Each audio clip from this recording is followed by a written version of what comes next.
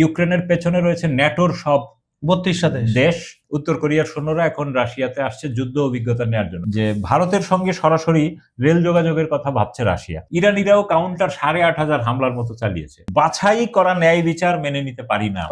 সুপ্রিয় দর্শক, খবর সংযোগ টক শোতে আপনাদের স্বাগতম। কেমন আছেন আপনারা? নিশ্চয়ই ভালো, আমরাও ভালো আছি। আপনাদের সঙ্গে রয়েছে আমি কাজল হায়দার, আর বরাবরের মতো আমার সঙ্গে আজকে স্টুডিওতে উপস্থিত রয়েছেন সিনিয়র সাংবাদিক আহমদ আতিক। আতিক ভাই, দর্শক শ্রোতা দেশ এবং দেশের বাইরে এবং আমাদের তরফ থেকে আজকের অনুষ্ঠান আপনাকে স্বাগত জানাচ্ছি। দর্শক শ্রোতাদেরও স্বাগতম।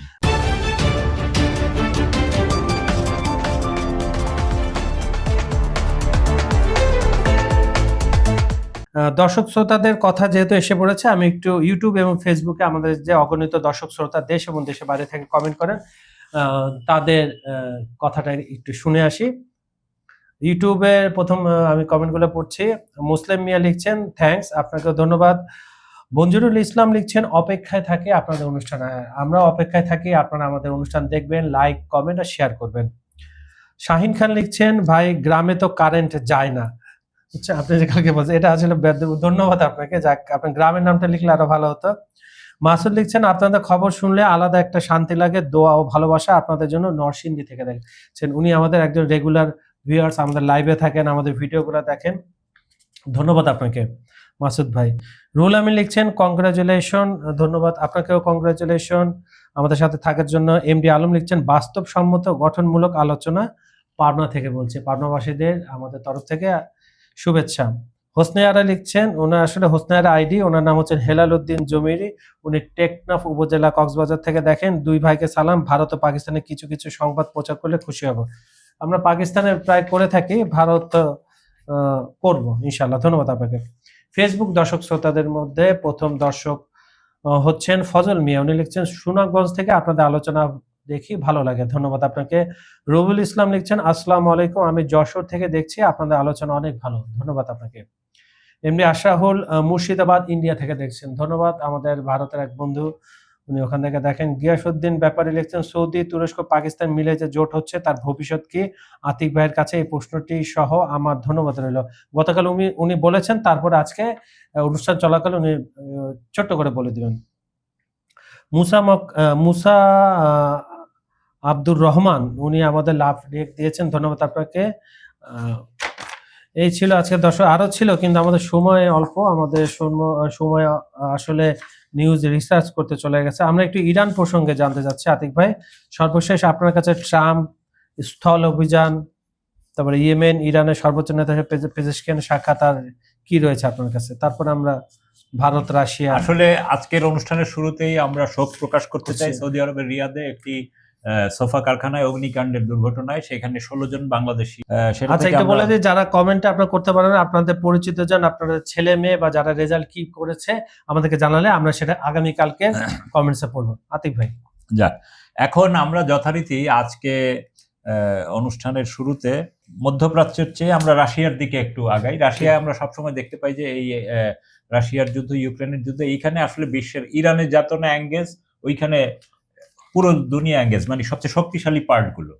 ইউক্রেনের পেছনে রয়েছে ন্যাটোর সব 32টা দেশ, মার্কিন যুক্তরাষ্ট্র, কেউ প্রত্যক্ষ কেউ পরোক্ষ, কেউ বিমান দিচ্ছে, কেউ ট্যাঙ্ক দিচ্ছে, কেউ মিসাইল দিচ্ছে, কেউ গোয়েন্দা তথ্য দিচ্ছে, কেউ স্যাটেলাইট সহযোগিতা দিচ্ছে, কেউ ভাড়াটে সৈন্য জোগাড় করে দিচ্ছে, কেউ টাকা দিচ্ছে। যে কোনোভাবে রাশিয়ার অর্থনৈতিক সামর্থ্যকে দুর্বল করে ফেলতে হবে সামরিক শক্তির পাশাপাশি। এই জন্য তারা পশ্চিমাদের আমরা যেটা বলি যে সবসময় তারা সিভিলিয়ান টার্গেট হিট করে। রাশিয়াতেও আমরা সেটা দেখতে পাই, জ্বালানি তেলের ডিপোতে হিট করছে, বিদ্যুৎ কেন্দ্রে হিট করছে, হাসপাতালে হিট করছে, এবং যে খাদ্যদ্রব্য বা অন্যান্য জরুরি সামগ্রী, যে আমাদের দেশে যেমন ফুড ফান্ড আছে, রাশিয়া এরকম একটা কোম্পানি আছে সর্ববৃহৎ, তার ডিপোতে পর্যন্ত হামলা করছে। তার 20%, মানে 5 ভাগের 1 ভাগ সক্ষমতা নষ্ট করে দিচ্ছে। তো এইভাবে তারা অর্থনৈতিক। তো এর মধ্যেই আবার খবর এলো, জেলেনস্কি বলে জানিয়েছিলেন আমাদেরকে গত সপ্তাহে যে উত্তর কোরিয়ার একটি মিসাইল ইউনিট রাশিয়ায় মোতায়েন করা হচ্ছে। সেইখানে 120টি ব্যালিস্টিক ক্ষেপণাস্ত্র এবং 6টি লাঞ্চার থাকতে পারে। ঠিক একইভাবে তিনি গতকাল আবার খবর দিলেন, গত শনিবার আর কি, সামাজিক যোগাযোগ মাধ্যমে এক্সে দেয়া পোস্টে জেলেনস্কি জানিয়েছেন যে উত্তর কোরিয়ার 30 থেকে 50 হাজার সৈন্য রাশিয়ার পক্ষে যুদ্ধ করার জন্য আসছে। আচ্ছা, তো এর মাধ্যমে এইটা আবার একটা ভিন্ন দিকও। 2024 সালে কিন্তু উত্তর কোরিয়া এবং রাশিয়ার মধ্যে এই ধরনের একটা চুক্তি স্বাক্ষরিত হয় যে একে অপরের সামরিক সহায়তা দিবে কেউ যদি আক্রান্ত হয় এবং মানে বহিরাগত হামলার শিকার হয়। তো ইউক্রেনি এবং বিভিন্ন স্বাধীন মূল্যায়ন অনুযায়ী ইতিমধ্যে উত্তর কোরিয়া আর কি রাশিয়াকে কয়েক মিলিয়ন আর্টিলারি ও মর্টার গোলা, ব্যালিস্টিক ক্ষেপণাস্ত্র, দূরপাল্লার কামান ও রকেট ব্যবস্থা সরবরাহ করেছে এবং উত্তর কোরিয়ার সৈন্যরা এখন রাশিয়াতে আসছে যুদ্ধ অভিজ্ঞতা নেওয়ার জন্য, কারণ তাদের শুধু দক্ষিণ কোরিয়ার সীমান্তে দক্ষিণ কোরিয়া এবং মার্কিন বাহিনীকে প্রতিহত করার অভিজ্ঞতা হয়েছে। এখন তারা মাল্টি ন্যাশনাল বাহিনী, কারণ ইউক্রেনের পক্ষে প্রচুর বিভিন্ন দেশের ভাড়াটে সৈন্যরা এখানে আছে। তো দেখা যাক সেটা কি হয়, এবং রাশিয়াকে অর্থনৈতিকভাবে ধ্বংস করার জন্য এটা চেষ্টা করে যাচ্ছে তারা। আর এরই মধ্যে আরেকটা খবর বেরিয়েছে যে ভারতের সঙ্গে সরাসরি রেল যোগাযোগের কথা ভাবছে রাশিয়া, যদিও খুবই প্রাথমিক পর্যায়ে। মানে এইটা হলো যেমন আপনার সাগর পথে যেহেতু নানান ধরনের যুদ্ধ এবং হামলার কারণে সব সাপ্লাই চেইন, তেলের সরবরাহ এগুলো এবং অন্যান্য বাণিজ্যিক বিষয়গুলো বন্ধ হয়ে যাচ্ছে। এই কারণে মধ্য এশিয়া, দক্ষিণ এশিয়া ও রাশিয়ার সঙ্গে ভারতের মধ্যকার স্থলভাগের বাণিজ্য ও যোগাযোগ ব্যবস্থা বহুগুণ শক্তিশালী করার জন্য এই পদক্ষেপ। তো এবং এটা যাতায়াত এবং পর্যটনেও নতুন ভূমিকা নিতে পারে।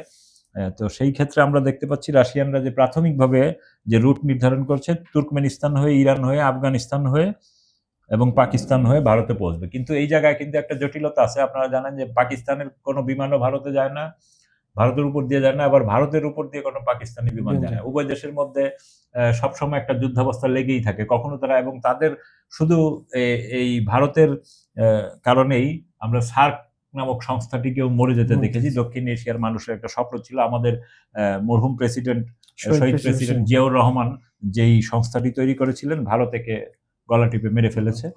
এর জায়গায় তারা একটু রিপ্লেসমেন্ট করতে চেয়েছে। ভারত একটি সংস্থা বানিয়েছে, সেটার নাম হলো বিমস্টেক।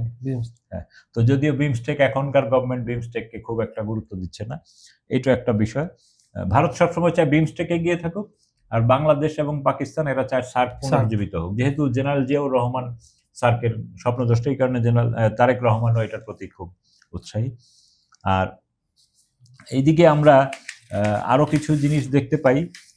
ইসরায়েলের দিকে যদি তাকাই, কিছু বিষয়, ছোট ছোট বিষয় আমরা বলি। যে মার্কিন যে ডেমোক্রেট সিনেটর ক্রিস মার্ফি, ইনি বলেছেন যে যুদ্ধ যদি চলতে থাকে তাহলে মার্কিন যুক্তরাষ্ট্রের অবস্থা দিন দিন দুর্বল হবে এবং ইরান শক্তিশালী হয়ে উঠবে আরো। হ্যাঁ, আর এদিকে অস্ট্রেলিয়ান সরকার ট্রাম্পের যে নিরাপত্তা, মানে ইসরায়েলের যে নিরাপত্তামন্ত্রী বেন গাভির, তাকে অস্ট্রেলিয়ায় প্রবেশ নিষিদ্ধ করেছে। তো এইটা একটা বিষয় খুব ভালো। ট্রাম্পের যে মিশর সংলগ্ন যে ফিলিস্তিনি এলাকা, ওইটার নিয়ে যে পরিকল্পনা পিস বোর্ড বানিয়েছে, সেইটার যে 15 দফা, সেইটা নেতানিয়াহু প্রত্যাখ্যান করেছে।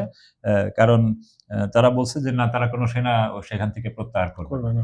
হ্যাঁ, আগে সেখানকার যে সংগঠনটি আছে প্রতিরোধ যোদ্ধারা, তাদের সমস্ত অস্ত্র ধ্বংস করতে হবে। আর তারা বলেছে যে না, তাদের ফিলিস্তিনিদের একটি নির্বাচিত যে পরবর্তী সরকার হবে, সেই সরকারের কাছে তারা তাদের এই অস্ত্রগুলো জমা দিবে। টার্মসের পরে সরাসরি অস্ত্র কিন্তু তারা জমা দিবে না।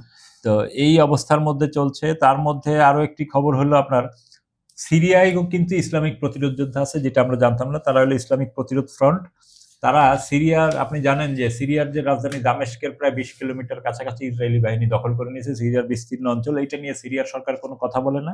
তো সেইখানকার প্রতিরোধ ফ্রন্ট দারা এলাকার পশ্চিমের গ্রামাঞ্চলে দখলদার ইসরায়েলের আল জাজিরা ব্যারাকে নির্ভুল এবং লক্ষ্যভেদী হামলা চালিয়েছে, এবং এটা সবাই স্বীকার করেছে তাদের। তো এখন দেখা যাক সেখানে কি দাঁড়ায়, কারণ সিরিয়ায়ও যদি এরকম প্রতিরোধ যোদ্ধা থাকে, তখন ইসরায়েলের জন্য এই দাঁড়ারে জোলানিরে বসায় কোনো লাভ হলো না তাদের। আর এদিকে ওমান উপকূলে আপনার হরমুজে আজকেও সকালে একটি জাহাজ আক্রান্ত হয়েছে ড্রোনের বা কোনো ছোট প্রজেক্টাইল দ্বারা। এটা কিভাবে আক্রান্ত হয়েছে আমরা জানি না, কেউ এখনো দায় স্বীকার করেনি। তো স্বাভাবিকভাবে ধরেই নেওয়া যায় যে হয়তো ইরানের পক্ষে থেকে না জানিয়ে, সম্ভবত না জানিয়ে যাওয়ার কারণেই তো সেটা আক্রান্ত হয়েছে। আর যে জিনিসটা এখন আবার সামনে চলে আসছে, যে যদি মার্কিন যুক্তরাষ্ট্র যেহেতু এখন একটু অ্যাবাউট টার্ন পিছনের দিকে যাচ্ছে, সে চাচ্ছে যে এখন আর মার্কিন যুক্তরাষ্ট্র ওয়াল স্ট্রিট জার্নালের মাধ্যমে যে বার্তাগুলো দিচ্ছে, তাতে আর পরমাণু বিষয়ক কোনো আলোচনাই নয়, কোন রকম বাই ছেড়ে দেমা কেন্দ্রে আছে। কিন্তু মার্কিন যুক্তরাষ্ট্র সবসময় উল্টা করে, সেই উল্টা হাত পেতেছে ইরানের কাছে যে ঠিক আছে আমরা যুদ্ধ করবো না, হরমুজ চালু হয়ে যাক, আমরাও সরে যাই। কিন্তু সেই আবার করবে কি, যে ইরান এটা চালু করে করবে হ্যাঁ আমাদের বিজয় হয়েছে, আমরা কিন্তু হরমুজ খুলে দিয়েছি, এরকম মিথ্যা কথা বলবে। এবং আপনি জানেন মুসলিম বিশ্ব সবসময়, মুসলিম বিশ্ব সারা পৃথিবীতে সাধারণ মানুষদের একটা গ্রুপ সবসময় মিথ্যা প্রচারণায় আক্রান্ত হয়, প্রথমেই আক্রান্ত হয়ে যায়, তারা এগুলোতে বিশ্বাসও করে। তো এই পশ্চিমারা সবসময় এরকম উল্টাপাল্টা কথা বলে এবং আমাদের এক শ্রেণীর লোকও সেটা বিশ্বাস করে। তো তারা এখন পরমাণু আলোচনা না, শুধু হরমুজ খুলতে চায় এক, তারপরে আবার একাই নিজেকে বিজয়ী ঘোষণা করতে চায়। কিন্তু এরই মধ্যে যদি ইসরায়েলি বিভিন্ন সূত্রে জানা গেছে যে তারা যদি মার্কিনিরা ইরানে হামলা না করে, তারাই আবার ইরানে হামলা শুরু করবে। তো এইবার যদি তারা হামলা শুরু করে, সেইখানে মার্কিনিরা যোগ দেয় কিনা সেইটা একটা কিন্তু গুরুত্বপূর্ণ প্রশ্ন। আর লেবাননের সাথে যেহেতু আমেরিকানদের তত্ত্বাবধানে আলাদা একটা আলোচনা চলছিল ইসরায়েলিদের, সেইটা কিন্তু আগামী সেপ্টেম্বরে আবার শুরু করার কথা। তো লেবাননের যে সরকারি দেশটির যে একটি সংবাদ মাধ্যম ল অরিও লেজুর, মানে আপনি জানেন লেবাননে কিন্তু ফ্রেঞ্চ ভাষাও চলে, যেহেতু ফরাসি উপনিবেশ ছিল একসময় সেখানে। তো ইসরায়েল লেবাননের যে প্রতিনিধি দলের ঘনিষ্ঠ সূত্র জানায় যে ইসরায়েল লেবাননের শর্ত মেনে না নিলে নতুন করে আলোচনা হবে না। এই শর্তের মধ্যে রয়েছে পূর্ণাঙ্গ যুদ্ধবিরতি এবং তারা যেন লেবাননের ভূমি নষ্ট না করে। মানে লেবাননে ঢুকে ইসরায়েল নানান পাহাড় টাহাড় এগুলো উঁচু নিচু মাটির স্তরগুলাকে উল্টাপাল্টা করতে চেষ্টা করছে। লেবানন বলছে কোনো খনন কাজ চালানো যাবে না, মাটি কাটার কাজ বন্ধ করতে হবে। কিন্তু লেবানন সরকার একটু দুর্বল, এই কারণে তারা ইসরায়েলি সেনা প্রত্যাহারের বিষয়টা, দুর্বলরাই তো আবার বসতে যাচ্ছে না, দুর্বলই বসতে যাচ্ছে না, এটা একটা ফ্যাক্টর। হ্যাঁ, আর ট্রাম্প সাহেব কি বলছেন বলেন? ট্রাম্প তো স্বাভাবিকভাবেই মানে এখন খুবই তার দেশের অর্থনৈতিক অবস্থা নিয়ে খুব কাবু আছে এবং সামনে যেহেতু নির্বাচন, এখন আর সেই যুদ্ধের দিকে মাথাই দিতে চাচ্ছে না। তারপরে তার জেনারেলরা যেহেতু বলছে যে, একটা অদ্ভুত ব্যাপার খেয়াল করেন, ট্রাম্প কিন্তু বলেছে যে ইরানিদের সে নৌবাহিনী এবং বিমান বাহিনী ধ্বংস করে দিয়েছে, তাদের কোনো সক্ষমতাই নেই। আর এখন ট্রাম্পের জেনারেল বলতেছে ইরানকে বিমান বাহিনী এবং নৌবাহিনী দিয়ে কাবু করা যাবে না। তার মানে কি, ঘটনাটা কিন্তু উল্টা, মানে মার্কিন নেভি এবং এয়ারফোর্স ফেইল। এবং আমি ইরানে গতকাল আলাপ করছিলাম একজনের সাথে, বললো যে ইরানে কিন্তু আসলে মার্কিন বিমান খুব একটা ঢুকেনি, যেটা আমাদের সংবাদ মাধ্যমে তারা প্রচার করছে। যেহেতু আমরা তো তেহরান এবং কোম সহ বিভিন্ন শহরে ছিল, আমরা কখনো বিমানের গর্জন দেখিনি, বিমান আসলে তো আকাশে বোঝা যায়।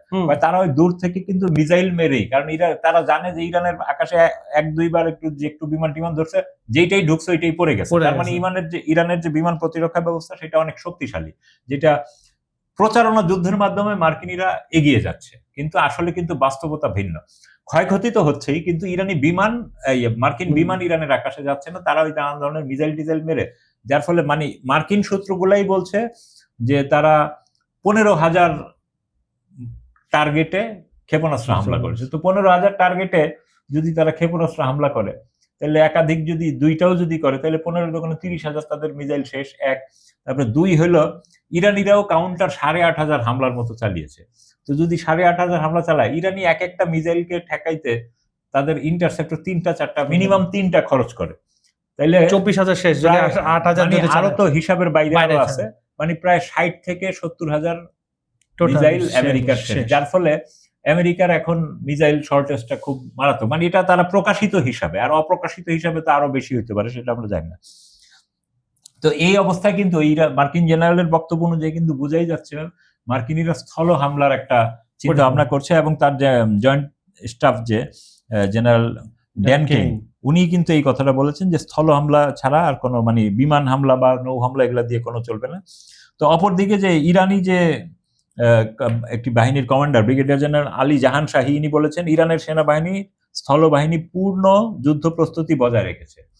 হ্যাঁ, তারা দেশের সীমান্তে কঠোরভাবে পাহারা দেওয়ার পাশাপাশি শত্রুর গতিবিধি ও সম্ভাব্য হুমকিগুলোর উপর সার্বক্ষণিক নজর রাখছে। গতকাল রোববার আল জাজিরার সাথে তিনি এটা বলেছেন। তো এই যে এই অবস্থা, তো এইগুলোর মধ্যে কিন্তু আমরা দেখতে পাই, এবং ওই যে ইয়েমেনের যে প্রতিরোধ যোদ্ধারা, তাদের যে ব্রিগেডিয়ার জেনারেল ইয়াহিয়া সাইয়ারি সম্ভবত, উনি গতকাল এক সাংবাদিকদের সামনে বলেছেন যে সৌদি আরব আমাদের উপর হামলা চালিয়েছিল, তার প্রতিবাদে আমরা পাল্টা নজিরবিহীন হামলা চালিয়েছি। সেটা আমরা দেখতে পাই যে সৌদিপন্থী যে ইয়েমেনি সরকার, এটাকে সৌদি আরবের দখলীকৃত এলাকায় বলে, সেইখানে ব্যাপক তারাও হামলা চালিয়েছে। ইভেন সেইখানকার যে প্রধানমন্ত্রী সৌদি নিযুক্ত, তার প্রাসাদেও হামলা চালিয়েছে। আর সৌদির উপরে তো যে আরামকো এখানে তো হামলা চলছে, তাহলে এখন তুরস্ক আর পাকিস্তান হামলা করে না কেন? আচ্ছা, তো এখন বিষয় হলো, হ্যাঁ তাদের তো চুক্তি, তারা 3 দিন 4 দিন হয়ে গেল, তো ঠিক মতো গুছিয়েই উঠতে পারছে না বলে আমাদের এটা মনে হচ্ছে। এবং এইখানে আরেকটা জিনিস আমরা দেখতে পাই, এই যে সর্বশেষ একজন বললেন যে ভবিষ্যতে এই জোটের কি অবস্থা। তো সেইটা যদি আমরা খেয়াল করি তাহলে আমরা একটা সুন্দর জিনিস দেখতে পাবো। ইরান কিন্তু এতদিন অফিসিয়াল কোনো বক্তব্য দেয়নি, আজকে তারা অফিসিয়াল বক্তব্য দিয়েছে। সেইখানে এই জোটের আমরা যেমন পক্ষে বিপক্ষে বলছি যে এটা শিয়া সুন্নি সংঘাতের দিকে নিয়ে যাচ্ছে মার্কিনীরা, এর আগে কখনো তারা মুসলমানদের কোনো প্রবলেমে এই জোট হয়নি। এখন সৌদি আরব যেহেতু ইয়েমেন দ্বারা আক্রান্ত হচ্ছে, এই জন্য নিজেকে বাঁচানোর জন্য তারা আক্রান্ত হচ্ছে। ইরানের পররাষ্ট্র মন্ত্রণালয়ের মুখপাত্র উনি বলছেন যে ইসরায়েলি সত্তার সম্প্রসারণবাদী নীতিগুলো এখন স্পষ্ট, প্রকাশ্য, উন্মোচিত। তো মক্কা চুক্তি এই অঞ্চলের দেশগুলোর সেই উপলব্ধির ফল। ইরান এটাকে পজিটিভ, যে যেখানে তারা বুঝেছে যে যুক্তরাষ্ট্রের উপর নির্ভর করে নিরাপত্তা অর্জন আর সম্ভব নয়। তারপরে এই অঞ্চলের দেশগুলোকে বহিরাগত আমেরিকা এবং পশ্চিমা শক্তির হস্তক্ষেপ ছাড়াই নিজেদের মধ্যে পারস্পরিক সম্পর্ক, আস্থা ও নিরাপত্তা জোরদার করার আহ্বান জানাচ্ছে ইরান। তারপরে প্রতিবেশী দেশগুলোর ভূখণ্ডকে ইরানের বিরুদ্ধে আগ্রাসন চালানোর ঘাঁটি হিসেবে ব্যবহার করতে দেওয়া উচিত নয়। এটাও কিন্তু ইরানের একটা সফট থ্রেট, কিন্তু যে তোমরা যদি এই ভূমি ব্যবহার করতে দেয়, যে আমেরিকার যেমন এই জোট গঠন পরেও যদি করো। এবং ইরানিরা আরেকটা সুন্দর কথা বলছে, বাছাই করা ন্যায় বিচার মেনে নিতে পারি না। বাছাই করা ন্যায় বিচার মানে হলো তোমাদের ভূমি থেকে আমাদেরকে মারবে, আর আমরা যেই আক্রমণ স্থলে হামলা করব তখন নিন্দা জানাবো, এটা হতে পারে না। জাতিসংঘ নিন্দা জানায়। তো তিনি তুরস্ক, সৌদি আরব ও পাকিস্তানের মধ্যে হওয়া চুক্তিকে ইরান বিরোধী হিসেবে বিবেচনা করার যৌক্তিকতা আছে বলে মনে করছেন না। তো ইরান এবং প্রতিরোধ অক্ষের এই যে কনফিডেন্সটা খেয়াল করেন, তাদের কিন্তু একটা যাই হোক করছো, তোমরা ভালো করছো, আমরা তো এটা চাচ্ছিলাম যুক্তরাষ্ট্র বা ভবিষ্যতে আমরা এটাই চাচ্ছিলাম, তোমরা আমাদেরকে নাও বা নাও নাও, আমরা আমাদের কোনো যায়। এবং এই যে মার্কিনী শক্তিদের একটা জিনিস খেয়াল করেন, তারা কিন্তু শুরু থেকেই ইরানের বিরুদ্ধে, মানে তারা কিন্তু মুসলিম দেশের যে কোনো দেশগুলো আক্রমণের ক্ষেত্রে এতদিন দুইটা জিনিস, তাদের অস্ত্র হলো মানবাধিকার, আরেকটা হলো পরমাণু। লিবিয়ায় হামলা করেছে কি, গাদ্দাফি পরমাণু অস্ত্র অর্জন করতে চাইছে। ইরাকে হামলা করেছে কি, জীবাণু এবং সর্বশেষ পরমাণু। এখন ইরানেও তারা বলতেছে যে ইরান পরমাণু অস্ত্র। কিন্তু এবং আরো একটা জিনিস তারা ইউজ করে যে এইসব দেশে ইরানে কোনো গণতন্ত্র না, ইরানের রাহবার নির্বাচিত না, উনি একটা স্বৈরশাসক, নারী স্বাধীনতা নাই। তো আপনি খেয়াল করেন যে ইরানের রাহবার কিন্তু তাদের দেশের একটা পরিষদ দ্বারা নির্বাচিত, সেই পরিষদটা আবার জনগণের একদম রুট লেভেল থেকে নির্বাচিত আসছে। অথচ আপনি খেয়াল করেন, ব্রিটিশ যদি খেয়াল করেন, ইউরোপের যে রাজতান্ত্রিক দেশগুলা, অনেকে মনে করে যে ইউরোপের রাজতান্ত্রিক দেশগুলা রাজা মনে একটা আনুষ্ঠানিক না। ব্রিটেনের রাজার দিকে আপনি তাকান, ব্রিটেনের রাজা কিন্তু পুরো আর্মির নিয়ন্ত্রণ তার হাতে, সে চাইলে যে কোনো সময় এইসব এই মন্ত্রী টন্ত্রী এগুলো থাপড়ায় ঠিক করে। কিন্তু রাহবারাতে সে ক্ষমতা নাই, সরকার চেঞ্জ করার ক্ষমতা নাই, কাউকে সরানোর, কারণ সবকিছু নিয়মতান্ত্রিক। অথচ আমাদের নিয়মতান্ত্রিকটাকেই তারা অনিয়মতান্ত্রিক ব্যাখ্যা করে, গণতান্ত্রিক, তাদের ভাষায়, মানে তাদের মতো হইতে হবে। তো তাদের আর আমাদের মধ্যে তো পার্থক্য আছে অবশ্যই। মানে অনেকে মনে করে যে, অনেকে দেখবেন সাধারণভাবে বলে যে আর ইরানকে তো মাইরা ফ্ল্যাট করে ফেলছে, কিন্তু আপনি মুসলমানদের ক্যারেক্টার দেখেন। রাসূল সাল্লাল্লাহু আলাইহি ওয়াসাল্লাম যখন বদর যুদ্ধে করছিলেন, উনার সঙ্গী সাথী কয়জন ছিল? খুবই নগণ্য, হাতে গোনা 60-70 জন না কত, বা 300 জন মনে হয়, আর 313 জন সম্ভবত।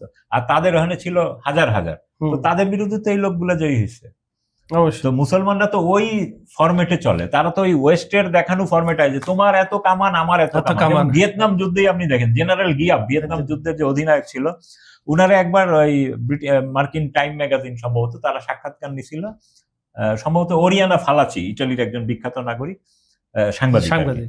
তো উনি ওনাকে যখন প্রশ্ন করছে, তো উনি বলল শুনেন, মানে ওনার আমি পড়ছিলাম ঢাকা ডাইজেস্টে মনে হয় অনুবাদ হয়েছিল এটা। তো সেইখানে উনি বলছে যে আমেরিকানরা সবসময় তারা নানান ধরনের সমীকরণে চলে, কি আমাদের 3000 বিমান, ওদের 200 বিমান, আমাদের 500 কামান, ওদের 100 কামান, সুতরাং আমরা জিতে গেছি, আমাদের সৈন্য এত এসে। আর জেনারেল গিয়াব বলছে ওদের যত কিছু থাকুক, ওদের এত বিমান কামান, কিন্তু আমাদের সৈন্যরা যখন হামলা করা শুরু করে তখন ওরা সব অস্ত্র টস্ত্র ফালায় পালায়। তো পাশ্চাত্য সভ্যতার বিষয়টা তো এই জায়গায়। এটা আবার তো ভুল প্রমাণ ইরানের ক্ষেত্রে হলো। হ্যাঁ হ্যাঁ। এবং আরো একটা জিনিস খেয়াল করেন যে এই সর্বশেষ আমরা যে আমাদের প্রতিবেশীদের দিকেও খেয়াল রাখবো। ভারতীয়রা কিন্তু খুব সুদৃষ্টিতে বা কুদৃষ্টি যেভাবেই বলেন, টার্কিশ, পাকিস্তানি এবং সৌদি জোটকে দেখছে, এর সাথে কিন্তু মিশরও যোগ হচ্ছে বলে গতকাল আমরা হাকান ফিদানের মুখ থেকে শুনলাম। হাকান ফিদান এবং মিশর ছাড়াও, এবং আপনি ধরে নেন বাংলাদেশও এই জোটে যোগ দিবে, এতে কোনো সন্দেহ নেই। কারণ এই মুহূর্তে বাংলাদেশ কিন্তু হাকান ফিদান দ্বারা প্রভাবিত এবং পাকিস্তান দ্বারাও প্রভাবিত। আর যেহেতু মুসলিম বিশ্বের জোট, যে যেভাবেই ব্যাখ্যা করুক, বাংলাদেশ এটার পার্ট হবে। কারণ বাংলাদেশ পার্ট না হলে বাংলাদেশ কিন্তু সারা ওয়ার্ল্ডে জনসংখ্যার দিক দিয়ে মুসলিম দেশ হিসেবে একটা কাউন্ট হবে, এবং ইন্দোনেশিয়া ওইদিকে একটা, ওইদিকে নাইজেরিয়া, মালয়েশিয়া, এইসব দেশগুলো কিন্তু পরবর্তী ধাপে ধাপে এগুলাতে যোগ দিবে। প্রথম হয়তো মিশরের পর আরব দেশগুলো যোগ দিবে, পরবর্তী ধাপে আমাদের এইসব দেশগুলো যোগ দিবে। তো এরই মধ্যে ভারতের পাকিস্তান, তারা মানে ইরানের মুসলিম বিশ্বের মধ্যে সবচেয়ে বড় ড্রোনের বড় পাল্লার ড্রোন অধিকারী হলো ইরানের শাহেদ ড্রোন। তারা 4000 কিলোমিটার পাল্লা কভার করতে পারে। এর মধ্যে পাকিস্তান গতকাল একটি ড্রোন উন্মোচন করেছে, তারা 3000 কিলোমিটার পাল্লা। তারা বলছে এটা একদম ভারতের এই যে 7 সিস্টার আমাদের বাংলাদেশ ক্রস করে, এবং ভারতের পুরো এলাকাটা তাদের কভার করতে, এবং ওইদিকে ইসরায়েল পর্যন্ত তারা হামলা করতে পারবে। তো এইটা নিয়ে এখন ইসরায়েল ভারত দুইজনই তাদের প্রতিক্রিয়া কি হয় দেখা যাক। এবং এদিকে ঢাকায় নিযুক্ত যে ভারতীয় হাই কমিশনার গত কয়েকদিনে সীমান্তে দুইজন বাংলাদেশিকে হত্যা করেছেন, নিহত হয়েছে ভারতের বাহিনীর মাধ্যমে। আর এরই পরে দীনেশ ত্রিবেদী আমাদের প্রধানমন্ত্রী তারেক রহমানের সাথে সাক্ষাৎ করেছেন। তো এটা কিন্তু খুবই একটা বাজে দিক, যে একদিকে আপনি ওই যে ঠিক বিএসএফ, বিডিআর, বিএসএফ, বিডিআর মানে আমরা যেটাকে আমাদের বিজিবি এখন হয়েছে, এই দুই প্রধানের যখন প্রতি বছর বৈঠক হয়, বৈঠকের দিন একটু আগে বা পরে বিএসএফ করে কি সীমান্তের কয়েকজন বাংলাদেশিকে মারে, এরপরে আবার বৈঠকে বলে ও ইটস ভেরি স্যাড, একটা দোহাই দেয় যে চোর আছে কারবারি ছিল, আপনি পায়ে মারতে পারেন, আপনি সরাসরি বুকে বা মাথায় কেন? ঠিক একইভাবে প্রধানমন্ত্রী তারেক রহমানের সাথে বৈঠকের আগের সপ্তাহে তারা ওই একই ফর্মুলা কয়েকজন বাংলাদেশিকে মারে। এটা আমরা নিন্দা জানাই, সবসময় আমরা নিন্দা, যে কোনো বাংলাদেশ সরকার সবসময় অদ্ভুত নিন্দা জানাই, আরো নিন্দা জানাই, তীব্র নিন্দা জানাই, কঠিন নিন্দা জানাই, কিন্তু বাস্তবে ইন্ডিয়ানরা তাদের কাজ করে যাচ্ছে। এটা খুবই প্রতিবেশী হিসাবে খুবই খারাপ আচরণ। তারপরেও আমরা চাই শুভবুদ্ধির উদয় হোক। ধন্যবাদ আতিক ভাই, আপনি প্রত্যেকটা বিষয় আজকে পুঙ্খানুপুঙ্খানুভাবে তত্ত্ববহুল আলোচনা করেছেন। আমরা আশা করছি দর্শকরা খুব সুন্দরভাবে বুঝেছেন। যদি না বুঝে থাকেন কোনো সেগমেন্টে আমাদেরকে কমেন্টে লিখবেন, আমরা আবার কালকে সেটা নিয়ে আলাপ আলোচনা করব। আমাদের ভিডিওগুলো সম্পূর্ণ দেখে লাইক, কমেন্ট আর শেয়ার করবেন। তারপরে পৃথিবীর কোন প্রান্ত থেকে আমাদের অনুষ্ঠানটা আপনারা দেখছেন সেটা একটু কমেন্টে লিখে পাঠান। আন্তর্জাতিক যে কোনো বিষয় আপনারা যদি জানতে চান আমাদেরকে অবশ্যই কমেন্ট বা মেইল করে জানাবেন। বিজ্ঞাপন ও প্রমোশনের জন্য ডেসক্রিপশনে কিছু নাম্বার দেওয়া আছে, সেটার জন্য আপনারা যোগাযোগ করতে পারেন। আজকের মতো আমরা দুজনে এখান থেকে বিদায় নিচ্ছি। দেখা হবে আগামীকাল একই সময় একই চ্যানেলে। ততক্ষণ পর্যন্ত সবাই ভালো থাকবেন, সুস্থ থাকবেন। আল্লাহ হাফেজ।